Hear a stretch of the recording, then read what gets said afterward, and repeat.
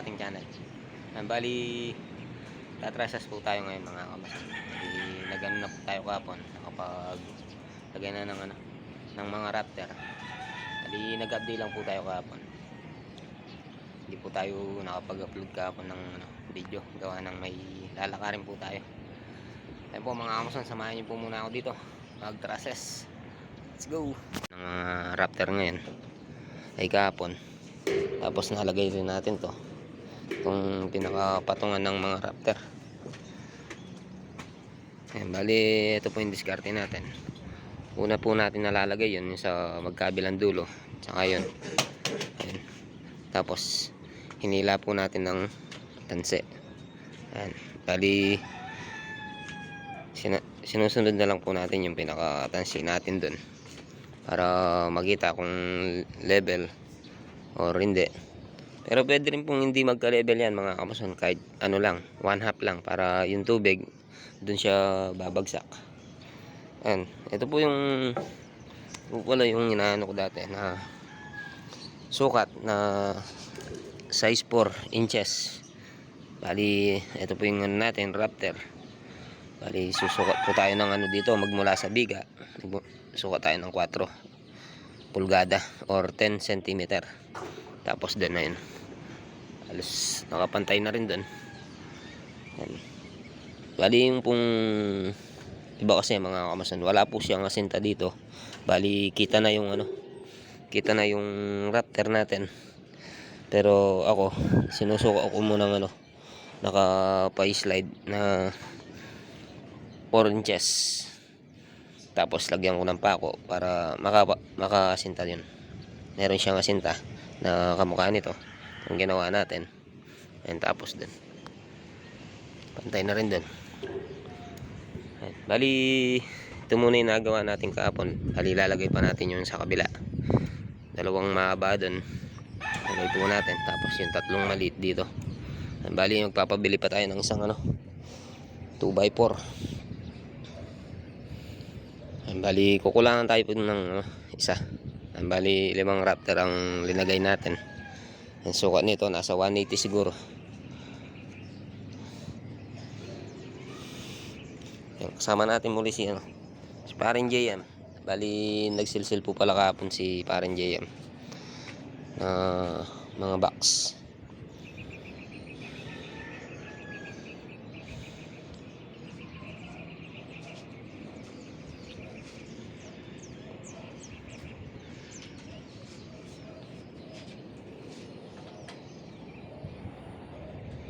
Bali bibili din siya ng ng mga amba.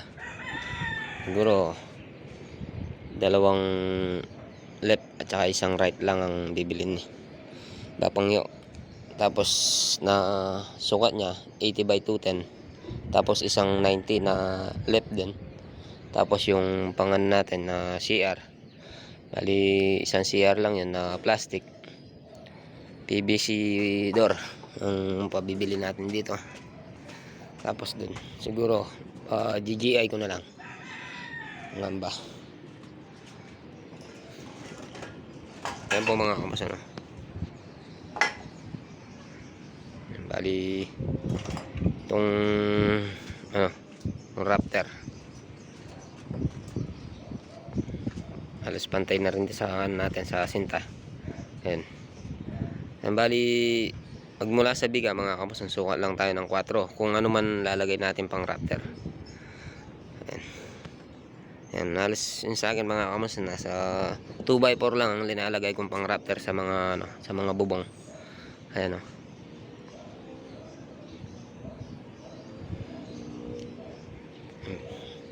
Bala ko sana dati sinta, kaso hindi na pinasinta.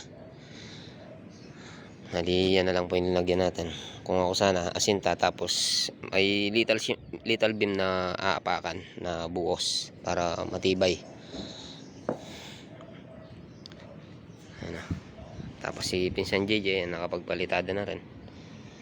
Hindi na natin na yung mga outlet. Nang may nilakad tayo kahapon.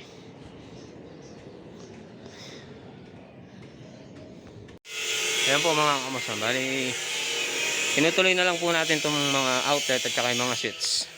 Bali, sinapinsan JJ yung pinag-process natin. Bali, pinay-stop ko muna yung pagpapalitada dito. Gawa ng hindi pa nakaano yung mga box natin. Ayan, tulad nun. Bali, pinatatanggalan ni Ate April yun. Tapos, additional ng dito. Yung isang outlet, ayan o. Bali, isang outlet pa tayo dun. Siguro, padadaan na lang natin sa labas. Ayan, bali, dito po muna tayo sa kwarto. Sa isang kwarto. Bali, ito muna, ayan. Bali, inano natin yun. I-adjust natin ng konti. Gawa ng nakalabas sa palitada at saka sa flooring.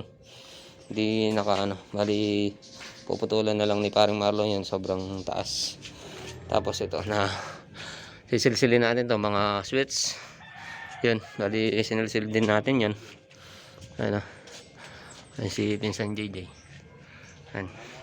Tapos ito, gin-grinder na rin po to. Bali tinayo natin, kailangan nakatayo. Yan. Hinalilata mo itong. Yan, tapos ayun, bali pa, salihan to eh. Bali natin yung isang natin yung kulang na 2x4. Yan, bali isa na lang po, yung switch na lang po dun ang nganin natin. Bali ito nga po pala mga switch natin mga kamason. Nasa 140 magmula sa finish floor natin. Tapos 140 sa gitna. Bali lalagay natin sa gitna.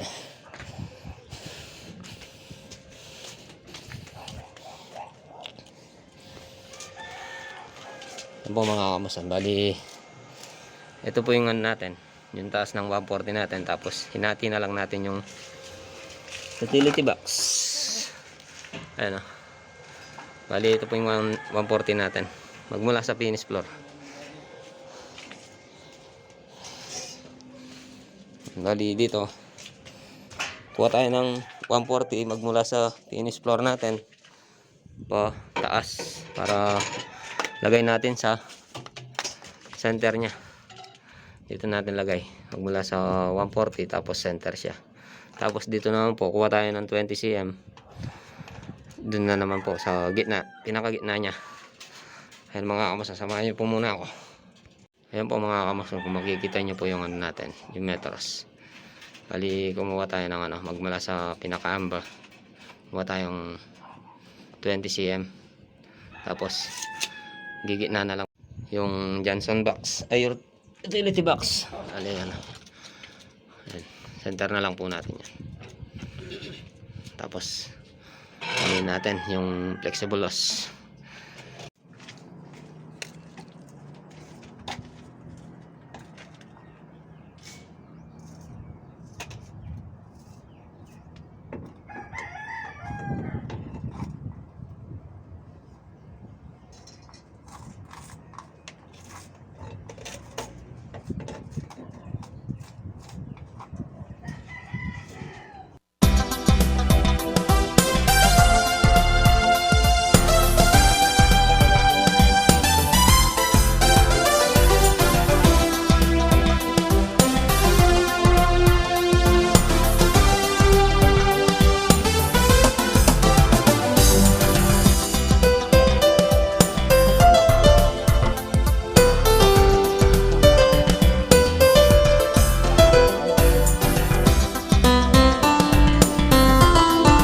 Ayan po mga kamason, bali tinapala na po natin ng halo.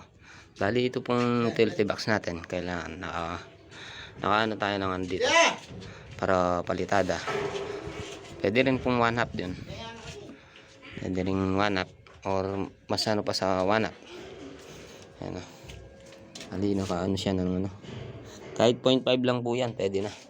Basta wag lang masyadong makapal, wag papantay dito. Kailangan hindi po natin papantayin sa mismong blocks niya. Kailangan nakaabante ng 0.5 or 1/2 para yung palitada.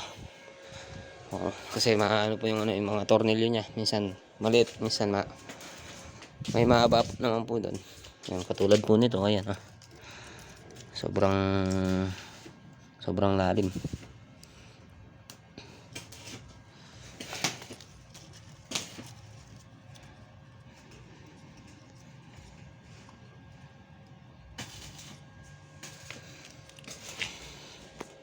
Lagyan po natin ng mga mga takip.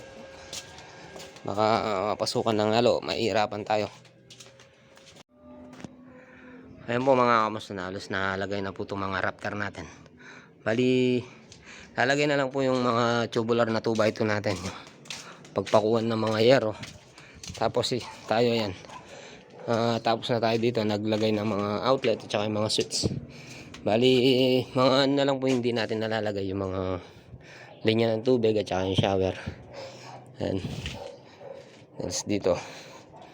Tapos dito, sa kabilang CR na naman. Bali, dito po muna tayo mga kamusta. Bali, ano po yung pamamaraan natin na bali, linagay po muna natin mga dulo sa dulo to dulo. Tapos, ilayin natin ng tanse. Bali, nakaila po ng tanse yan. Tapos, lalagay na lang po natin yung mga nasa gitna. Para yung natin sa dulo to dulo para sasama na lang. Ayan, kamukhanan mga kamusta na. Bali, lalagay na lang po yung mga niyan, mga tubular na 2x2. Ayan, halos nalagay na po. Bali, linagay lang po natin itong itong 2x4.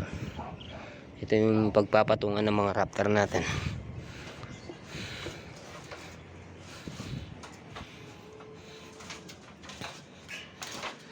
Ay. Tapos dito tayo. Tapos na rin po tayo dito. Ayan, nalagay na rin yung mga outlet. Ayan. Bali, kukuha na lang po natin yun sa likod nito. Bali, hindi na po natin padadaan sa taas. Bali, dito na lang po sa likod ng natin na palitadaan.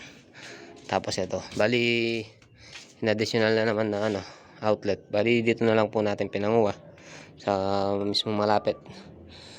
Tapos ayan, tinaas na rin natin yung outlet dito. Ayan, sinilsil na rin po natin yung mga linya ng mga tubig. Tsaka ito. Tapos yung na lang dito, yung para heater. Ayan. Tapos mamaya anin natin mga ayan yung mga tropa natin.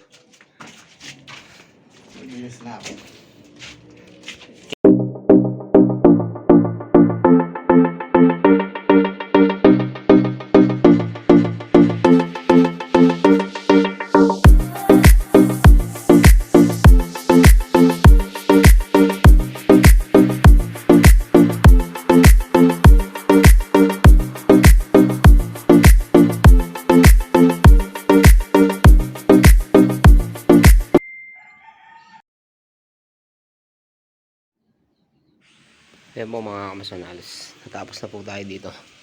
Bali, anuin na lang po natin yung mga PPR na nakaready na rin po yun na silsilan. Tapos ito, bali, lalagyan na lang ng flexible loss ni paring Marlon.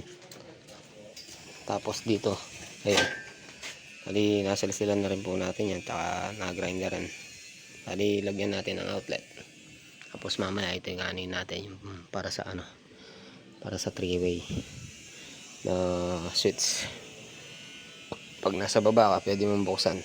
Tapos pag nasa taas ka na, pwede mong patayin itong switch natin. Ayan o. Tapos sinakapin JJ, bali nalagay nila yung mga 2x2 na tubular. Ha? Hindi ka?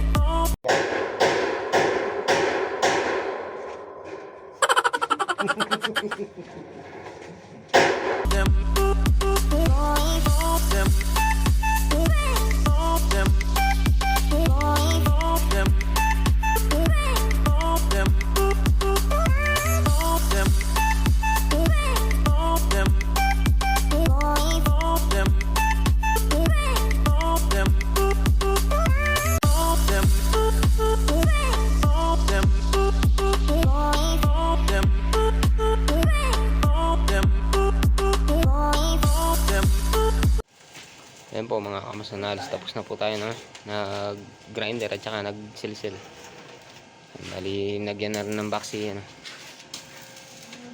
paring Marlon. Tapos ayan,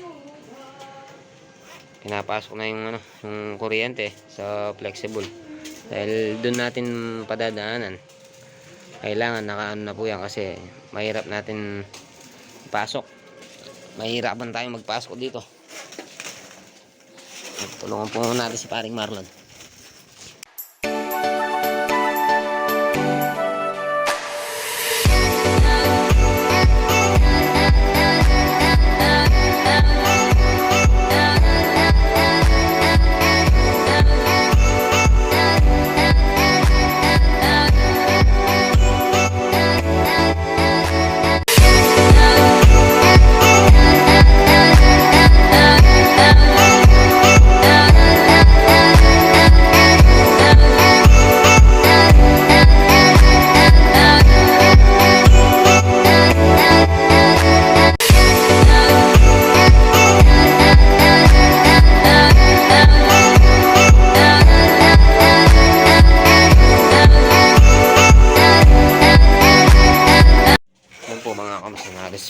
Masok na natin to, lagyan natin ng ano, kuryente.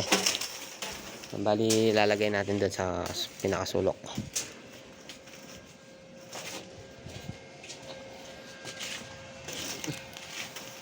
Ay, ayun po mga kamasan, halos nakaano po itong mga natin, mga 2x2. Bali mga dugtungan na lang. Ayun, bali partner po natin linagay yung ano, mga dugtungan. Tapos mga sinepa siguro bukas doon natin mailalagay. Doon yung mailalagay ni Pinsan Gigi tsaka si paring JM. Bali sila muna yung mag-partner. Tapos kami ni paring Marlon, halos naglagay kami ng mga outlet tsaka mga switch. And nagsilsil din kami. Tapos nilagay natin yung ano doon, yung inabang natin na kuryente. Kailangan mo papasok natin kaagad yan.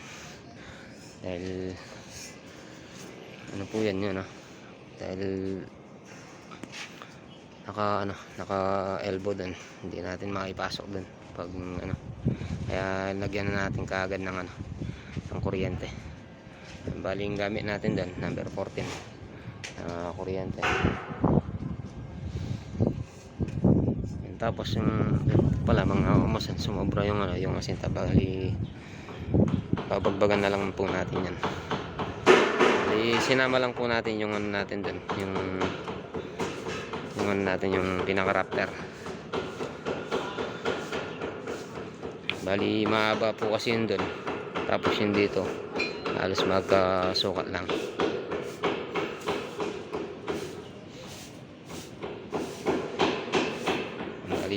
Naglilinis na si paring Marlon. Halos natapos na tayo nagsilsel. Baka bukas makapaglagay tayo ng ano, mga amba. Tapos sinapin sa Gigi, bali tutuloy nila tong ano, pagka-process. Po mga kamosan, halos na kumpleto na po yung mga outlet at saka switch natin. Ayan. Tapos ito, bigyan natin ng mga ano yan, mga outlet at saka switch ito. Yan pa. Dito po mga kamasanan to. Bigyan natin ng 3-way switch. Yun po pala yung inabang natin na yun.